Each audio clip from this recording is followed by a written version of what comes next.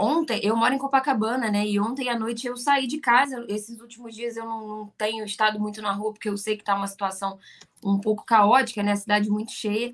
E aí ontem eu saí de casa, tinha 10 minutos que eu tava na rua, eu já vi correria, já ouvi barulho de bomba. Então não foi só aquela confusão na fanzone, a confusão continuou. Tinha muita gente de Fluminense aqui.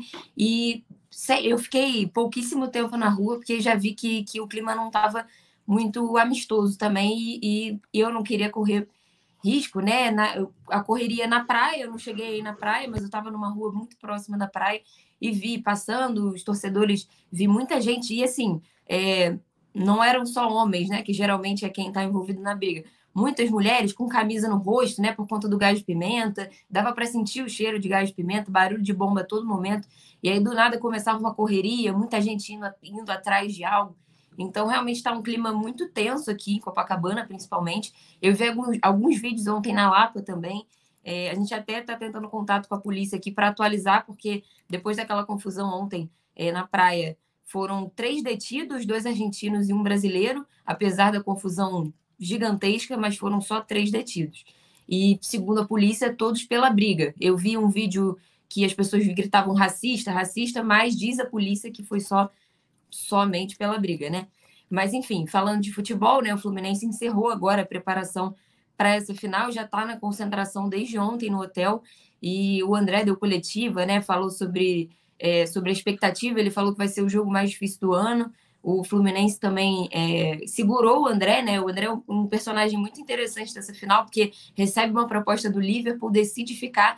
Ele até falou que está mais aliviado agora que o Fluminense está na final, que era realmente o objetivo dele, ficar no clube, conquistar algo grande, chegar num momento importante da história do Fluminense e se consagrar realmente, né? E aí, quem sabe, ele vai ser vendido agora na janela, né? O Fluminense projeta pelo menos 2 vendas aí no começo de 2024. Mas o Fluminense chega com força máxima para essa final. Felipe Melo e o Nino treinaram normalmente, o John Kennedy também treinou normalmente. Então, é uma boa notícia aí para a torcida do Fluminense. Acho que a gente quer muito falar sobre futebol, mas é muito difícil, né? Manter o assunto futebol. Tá todo mundo muito tenso. Você sai aqui, tem várias famílias, tem várias pessoas que vieram para o Rio para ver, torcedores do Boca, torcedores do Fluminense, gente que veio trabalhar também, e tá todo mundo tenso, né? Você pensa, pô, vou ali na fanzone fazer alguma coisa, curtir, ver o que está acontecendo na cidade, e você fica simplesmente muito tenso de sair de casa. Então é muito complicado, realmente. Mas para passar assim, o Diniz ainda tem uma dúvida, né, na escalação. Ele provavelmente já definiu o que ele vai fazer agora no treino da manhã, né? Mas é a grande dúvida, porque o André diz que o Fluminense vai com uma escalação parecida com o que usou no Carioca. E, por enquanto, eu diria que a escalação pode ser, é provável. Fábio, Samuel Xavier, Nino, Felipe Melo e Marcelo, André e Ganso no meio, e John Arias, Keno, John Kennedy e Cano no ataque.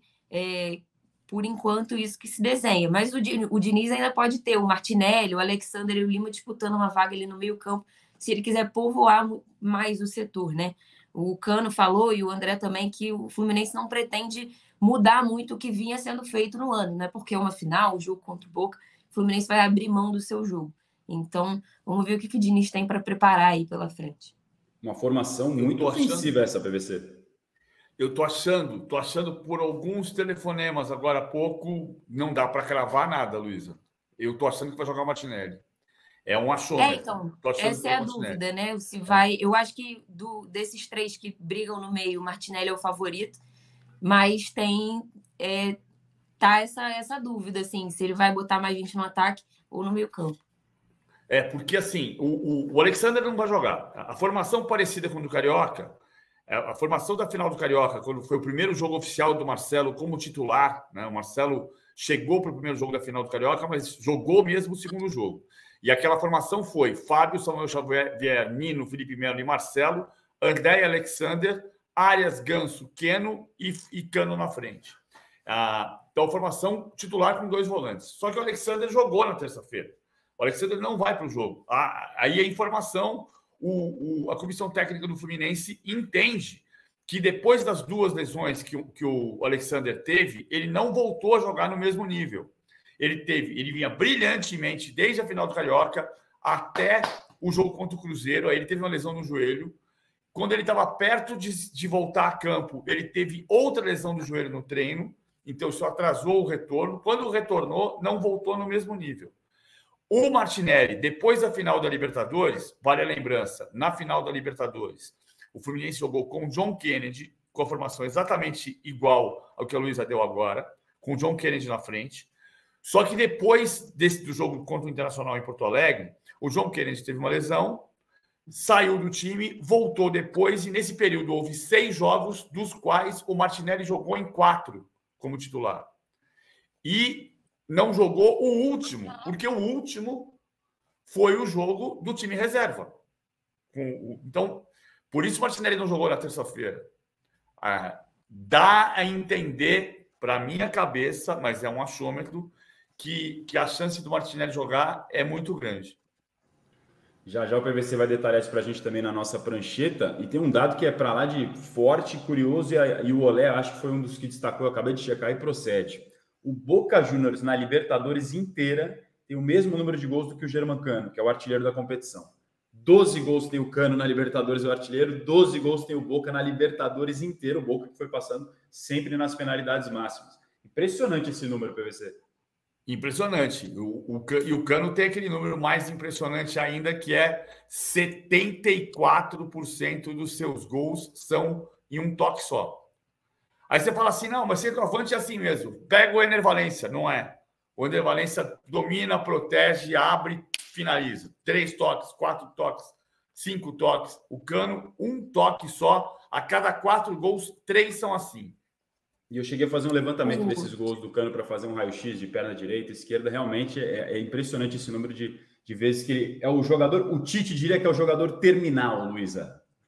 O Cano falou, ele deu entrevista na quarta-feira, e aí ele falou exatamente sobre isso, assim, porque ele diz que quando você dá mais de um toque, você dá tempo para o goleiro se ajeitar, para a defesa se ajeitar, e aí ele sempre está treinando para estar bem posicionado para dar um único toque e fazer o gol. Então, ele tem muito esse pensamento, né? Ele treina pensando nesse único toque. Ele quer chegar, bater e por isso que ele é tão eficiente, né? Porque geralmente ele está bem posicionado, ele é mestre em posicionamento, né, na área, ele está sempre no lugar certo e ele precisa só de uma chance para fazer o gol.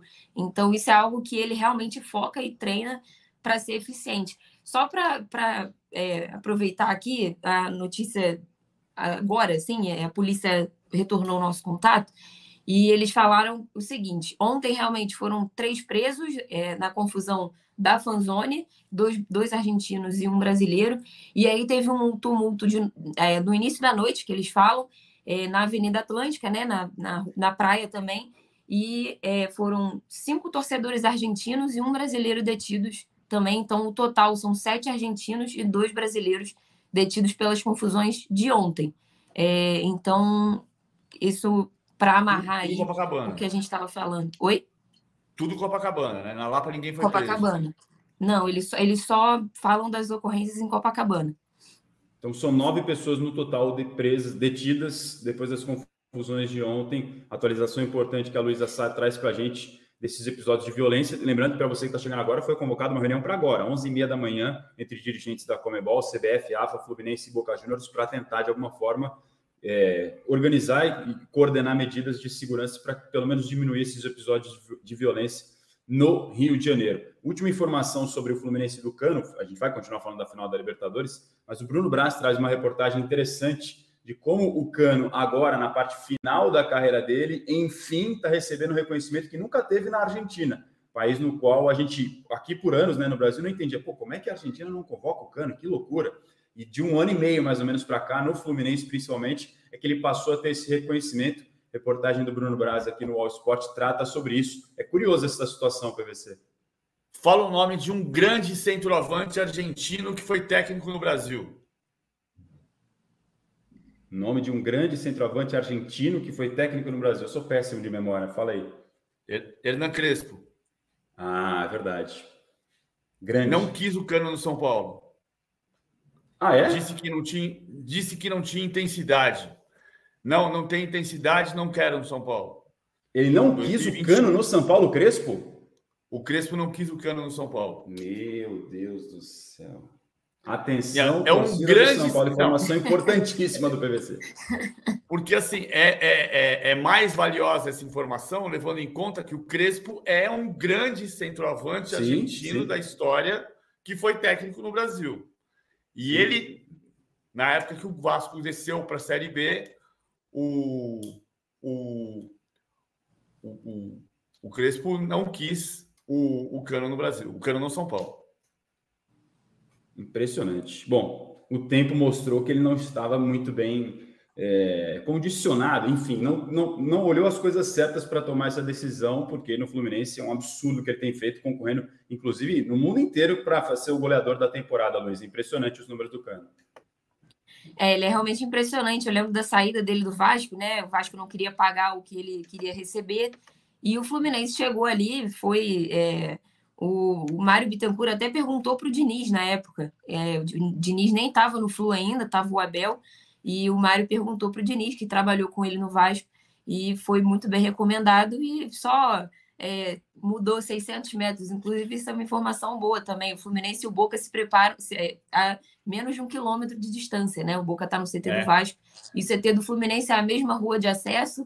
Todo mundo... E eles treinam quase no mesmo horário, é meia hora só de diferença do começo dos treinos.